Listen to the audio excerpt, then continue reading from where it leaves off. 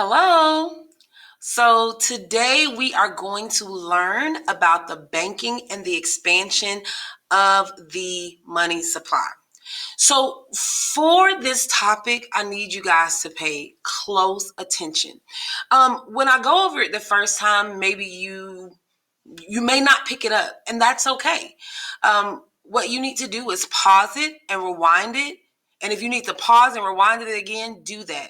I'm going to take a step by step on what we mean by the expansion of money and how banks play a part in that.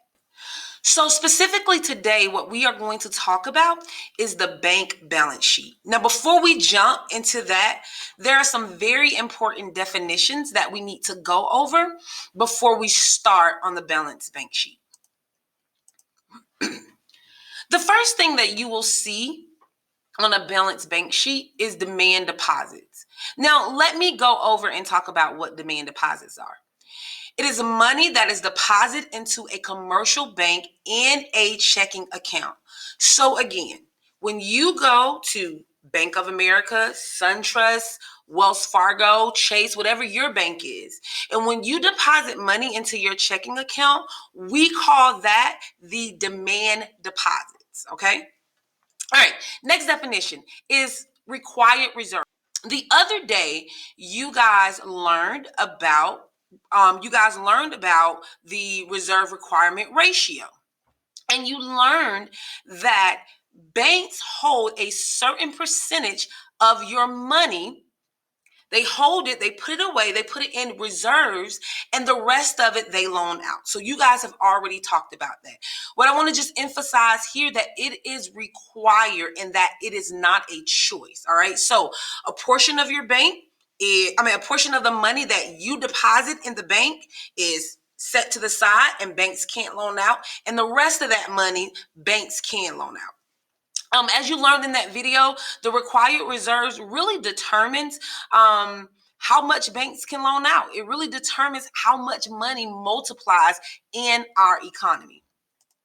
The next thing that I want to talk about is excess reserves. So imagine you go and you deposit $100 in the bank, and the bank's required reserve is 20%. So out of that $100, the banks can loan out $80, and then the required reserves, which is $20 of the $100, they have to put away and they can't loan it out. Well, that money that they can actually loan out is what we call the excess reserves. Last thing, what is a balance bank sheet? It's a record of banks' assets, liabilities, and net worth. So if we want to see how much money does a bank have on hand, how much assets does a bank have, how much do these banks owe other people, we will look at the balance sheet of that bank. Now, the balance sheet that we are going to look at today is super simplified. A real bank balance sheet, it is long and it's a lot of details. But this will at least give us a gist of how the required reserves, the excess reserves, and all of those things play a part in what banks can loan out and what they cannot loan out. So this question says, are demand deposits in a bank an asset or a liability? I'll ask again, are the demand deposits in a bank or asset, is it an asset or a liability? And the answer is that it is a liability for the bank and an asset to the depositor. Let me explain what I mean. When you go to Bank of America and you deposit your paycheck into Bank of America, let's say if it's $300, Bank of America owes you that $300. So that's a liability for Bank of America. But for you, as the person who deposited the money, that's an asset for you.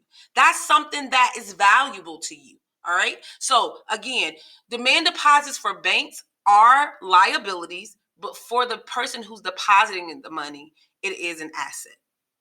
All right. The best way to learn about the bank balance sheet, honestly, is just to jump right into this. All right.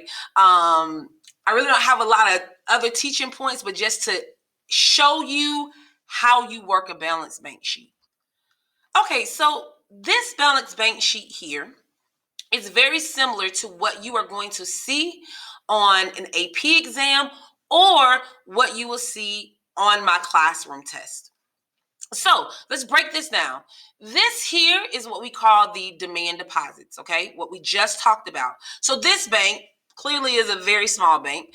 They have a total of $5,000 deposited into their accounts, all right, into their checking accounts. So this money is owed to the people who deposited the money into the account.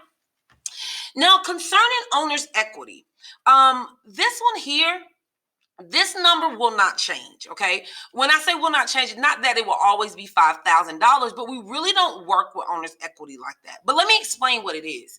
Think about it. Any business that is started, you need someone to take their money and put it into the business so that we can actually start the business. You even need that for banks. Banks need money to start off with so that they can be a bank. So owner's equity is that money that the owners use to start the business. For this, it's $5,000. That is a liability because if that owner decided to sell his business or at least sell a portion of his business, then this is what would be owed. This could be one owner, this could be two owners, three, four, however many owners that put their money into it to start this bank. All right. So this is what's owed to the owners if they decide to sell their portion of the business. All right, so that's the liabilities. If we go over here to the loans, what do I mean by loans? So banks, they are in the business of making loans, right? And so this is the total amount of loans that this business has made. And for them, this is an asset because it's something that's owed to them, right? It's valuable. It brings value. I know I just repeated myself, but it brings value to that bank because it's owed to them. Now the reserves here is $500. So, well, Ms. Story, we've talked about excess reserves and we've talked about required reserves. What type of reserve is this? What we're going to assume here that this is the required reserves, okay? Usually if it's the excess reserves and the required reserves, the question will be very specific about that, and we'll deal with that when we get there. But just know here, that's the required reserves. All right, then we have treasury bonds. So you guys learned about bonds the other day. So remember, bonds are basically an IOU that can come from a business or that can come from the government. Well, for this, since it's a treasury bond, we know that that came from the Treasury Department. So this bank has a total of $1,500 in treasury bonds. Now, let me make sure I clarify.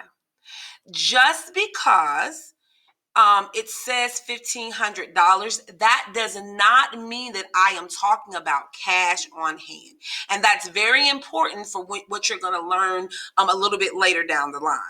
When I say treasury bonds, it is basically a sheet of paper that says I owe you and however much they owe you, right? Again, that does not represent cash that is in circulation. That is an asset because that is money that's owed to the bank. But what the bank has in its possession is just a piece of paper that says, I owe you $1,500. Now that could be one bond, that could be five, three, who knows? But all of their bonds put together equal $1,500. Now, this is the balanced bank sheet, right? So what that means is that each side, liabilities and assets, they must balance, meaning they must equal each other. So if you look down here, the total liabilities, meaning that the total money that this bank owes to someone is $10,000. If you look over here, the total assets, that means the total amount that's owed to someone is $10,000 as well. So that is very important that you understand and know that the assets and liability side must equal each other. So, as I just said, it is balanced because the totals must equal. All right. So let's look at this. It says if the bank is holding no excess reserves, how much is the required reserve ratio? Now, you remember at the beginning, I told you like this is the required reserves. Well, I said that because I knew what this question was going to be. But let me tell you, well, how do you know that they're talking about just the required reserve based on this question? It tells you here the bank is holding no excess reserves. So that means that all the money in here is required reserves. This question can very well flip and say the bank is holding, I don't know, $200 in excess reserves. So just make sure you pay attention to what it tells you if the balance bank sheet doesn't break it down. So this tells us that this holds no excess reserves. So that is how we know that this entire thing is the required reserve. Then it says, how much is the required reserve ratio?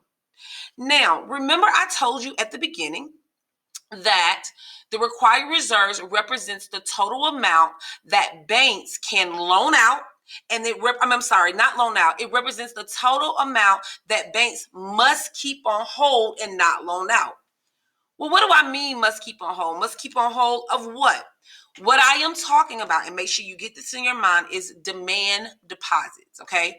The required reserve is the amount of money that the banks cannot loan out. It's the amount that banks must keep on hold out of the demand deposits. Okay, not owner's equity, but out of the demand deposits. So let's look at this. Here, the demand deposits is $5,000. Okay, and it's asking you what is the the required reserve ratio. Well, look over here. The required reserve ratio right here is $500. So the answer to this, and I'll show you what I mean, the answer to this is 0.1 or 10%. How did I get that? Well, remember again that the required reserve ratio is it represents, right, what the bank cannot loan out or what the bank must keep on hold out of the demand deposits. So $500 is 10% of the demand deposits, which is $5,000. So that's how we came up with the required reserve being 0.1 or 10%. Okay, so what we're going to do right now is just simply practice. All right, I'm going to show you how to work out a balanced bank sheet and how to answer common questions that you will see on a balanced bank sheet.